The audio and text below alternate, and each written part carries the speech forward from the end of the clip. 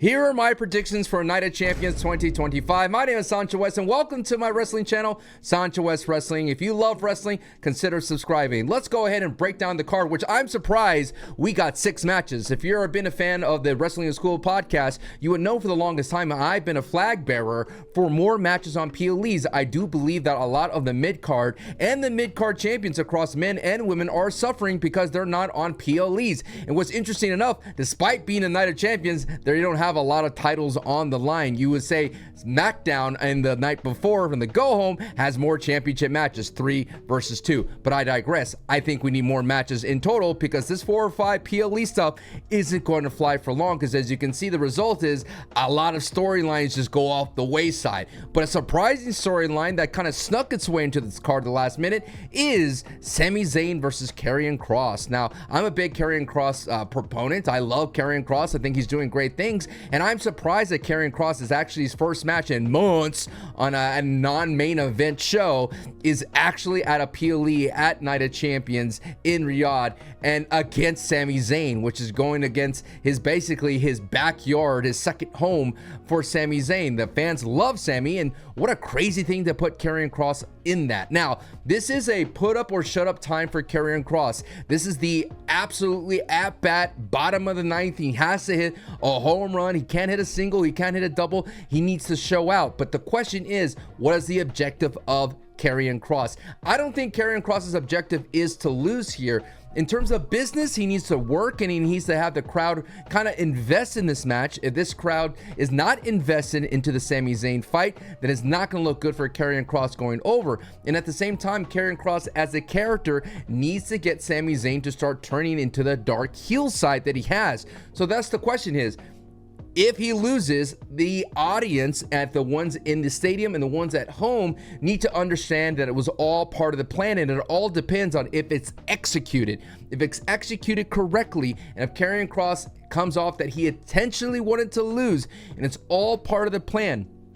Here, our prediction here is that Sami Zayn does win, but he wins because he takes advantage of something that Karrion Kross sets up. An exposed turnbuckle will be the perfect thing where Karrion exposes the turnbuckle, Sami Zayn acknowledges that, uses that advantage to him, and gets the win. This will be a huge W for Karrion Kross in the kind of kayfabe world, and it will be a W for Sami Zayn. And your next match is Rhea Ripley versus Raquel Rodriguez in a street fight. And I love that this is kind of progressing and pushing the ball forward when it comes to women's wrestling in the Saudi Arabia. When it first started, you literally had ladies wrestling in t-shirts and it was all exhibition matches. But now we actually get some matches that are not only some gimmick matches like a street fight, but it actually has some stakes on the line because of the past of Rhea Ripley and Raquel Rodriguez. Not only their past, but being part of Judgment Day. And it keeps the Judgment Day nebulous with Rhea Ripley going. But I think this match is going to be a sleeper hit, an underrated hit, and I think this is going to be a great coming out party for Raquel Rodriguez. Rhea Ripley's already established megastar, but I think Rhea Ripley could definitely help Raquel get some footing when it comes out just to her physique, and the ability to sell for Raquel Rodriguez is going to definitely put her over.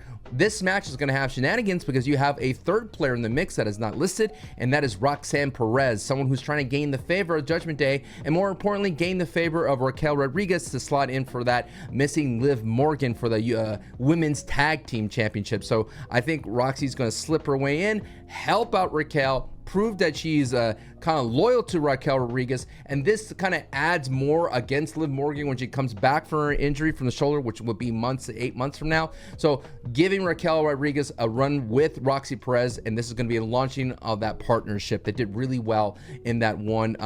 It was Roxy and Liv did really well working together, so I kind of see that they're going to kind of put that with Raquel and Roxy. In the next match, you have Jacob Fatu versus Solo Sakoa for the United States Championship. Now, here's my bold prediction. Now, this match I do feel should not be here at Night of Champions. I feel like it's undercooked. We're just starting to find some footing with this relationship between Solo Sikoa and Jacob Fatu, considering that Jacob Fatu did turn at Money in the Bank. But I like this promo that Solo Sikoa did on Monday night where he was talking about, I think it was on Friday night, was like, hey, dude, we're family. Families fight, families squabble. I made a mistake. Please, I love you. And I just want you to understand that I'm going to be here for you, and I understand that you're mad for me.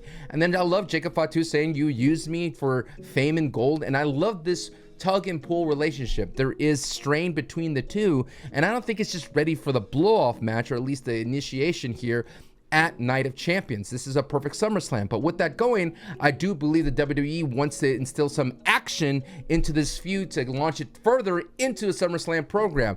Now, I know the Bloodline storyline has been put to rest. The WWE no longer references the Bloodline, and the Tribal Chief is no longer around. They no longer call on the Bloodline, and it's seemingly you don't hear the word most. Now, I do believe this is going to be a debut of new Solo Sakoa members. Solo Sakoa works better as a leader of a big faction. He only has JC Mateo. I do believe the Tama Tongan's return. You do have Tongaloa coming from that bicep injury from War Games. Will finally make a return alongside Tama Tonga, and the debut of Hikuleo, which is their there's big man when it comes down to the Bloodline membership. So all those guys are going to come out, and I do believe you're going to have Jimmy Uso, who's already helped out Jacob Fatu, and the return of Jey Uso back into this family struggle. I think Jey Uso, who's considering he's been ejected from the heavyweight title position from losing to Gunther for Goldberg, would give Jey Uso an opportunity to go back into the family, to go to SmackDown, and give him an opportunity to work there with his family and be on the side of Jacob Fatu, Jimmy Uso, and Jey Uso, setting up that kind of a trifecta going forward against Solo Sikoa's group. John Cena versus CM Punk for the singles match of the United States WWE Championship. This is going to be interesting to me. Now, we don't know where this is going to fall into the card. John Cena and CM Punk have that historic past.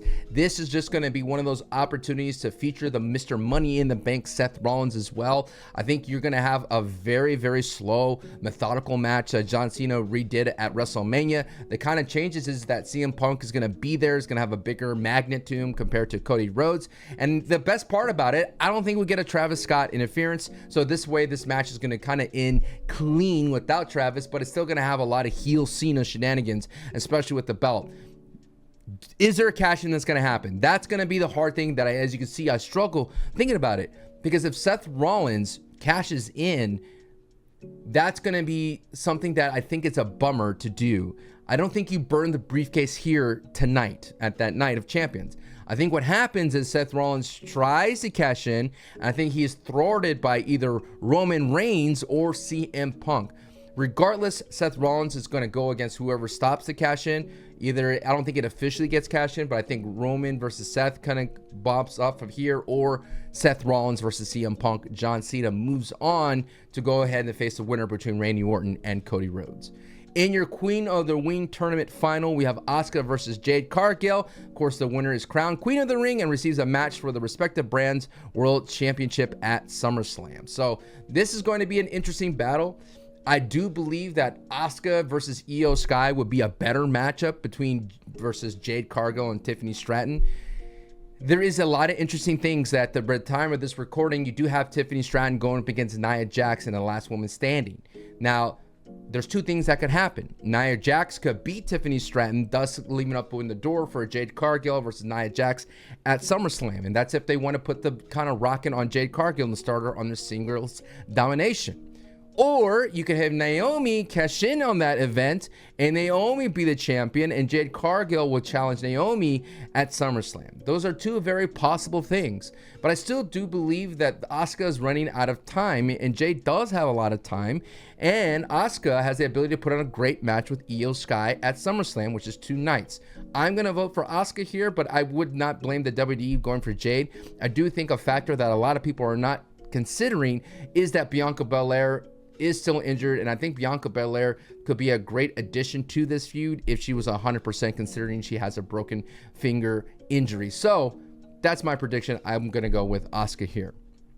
Now, for your main event, possibly, Randy Orton versus Cody Rhodes for the King of the Ring tournament final. The winner is crowned King of the Ring and receives a match for the respective brands' World Championship at SummerSlam. So this is going to be basically against John Cena, considering that Randy Orton and Cody Rhodes, I think they come from the SmackDown brand. I mean, brand splits, what are they these days?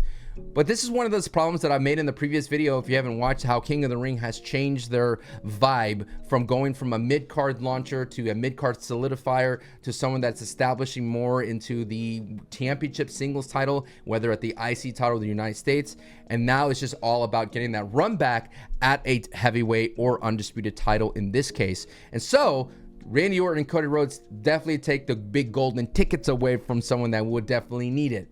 I digress, but this is finally an opportunity to see what we've always wanted to see since Cody Rhodes was the undisputed title holder. Randy Orton and Cody Rhodes. There's been plenty of promos where Randy has been eyeing that title like a snake looking at gold or a dragon looking at gold. And so we finally get this opportunity. Now, face versus face is always an interesting thing. Face versus face could either go the way of Jey Uso and Cody Rhodes, where everybody's buddy-buddy at the end of the bell, or it could go where Randy Orton feels like he keeps getting screwed over and over again, and he needs to dip into the dark side of the Viper. And we've been all pining for a punt kick, something that did not happen at WrestleMania because he won up against Joe Hendry. So this is maybe an opportunity for Randy Orton to dip into that. Bottom line, Cody Rhodes does win here and does get his rematch against John Cena at SummerSlam, which would definitely be a top billing night 2 main event. All-star, definitely ticket seller to see that again. And hopefully it could wash away the bad taste out of our mouths when it comes to John Cena versus Cody Rhodes at WrestleMania, especially sans Travis Scott. So those are my predictions. Let me know what you think down below. I will be live for a watch party here and on twitch.tv/SanchoWest for Night of Champions 2025. Have a great day and adios.